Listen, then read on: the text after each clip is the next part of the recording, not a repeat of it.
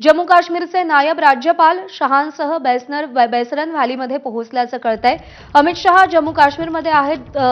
श्रीनगरमध्ये एका उच्चस्तरीय बैठकीचं आयोजन करण्यात आलेलं होतं आणि त्यानंतर आता अमित शहा घटनास्थळी पोहोचलेले आहेत, जिथे हा संपूर्ण दहशतवादी हल्ला घडला। पर्यटकांवर अंधाधुंद गोळीबार करण्यात आला। त्या ठिकाणची पाहणी करण्यासाठी केंद्रीय गृहमंत्री अमित शहा पोहोचलेले आहेत, तर त्यांच्यासोबत नायब राज्यपाल सुद्धा आहेत। सूरज सावंत आपल्याला अधिक अपडेट देतील। सूरज, घटनास्थळाची पाहणी करण्यासाठी केंद्रीय गृहमंत्री पोहोचलेले आहेत।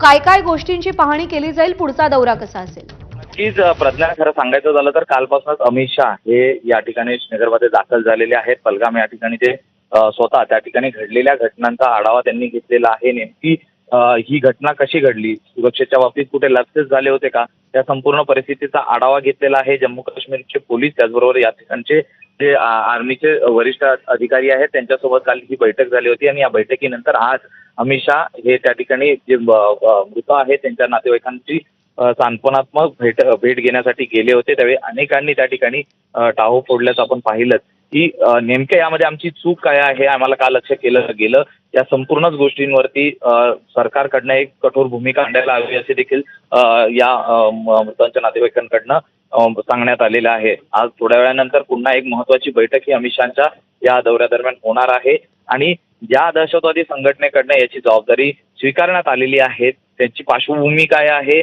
आणि नेमका हा हल्ल्याचा कट कधीपासून रचण्यात आला, त्याचबरोबर या दहशतवाद्यांकडे पोलिसांचे कपडे हे त्याचा पेहराव करून त्यांनी त्या ठिकाणी बेछूट गोळीबार केला होता, या संपूर्ण गोष्टीची जी पार्श्वभूमी आहे ती देखील लक्षात घेतली जाईल आणि जशाच तसं उत्तर हे दिलं जाईल असं आतापर्यंत तरी कळतंय। प्रज्ञा, सूरज, अपडेट जाणून घेत राहू। तुर्तास धन्यवाद दिलेल्या माहितीसाठी।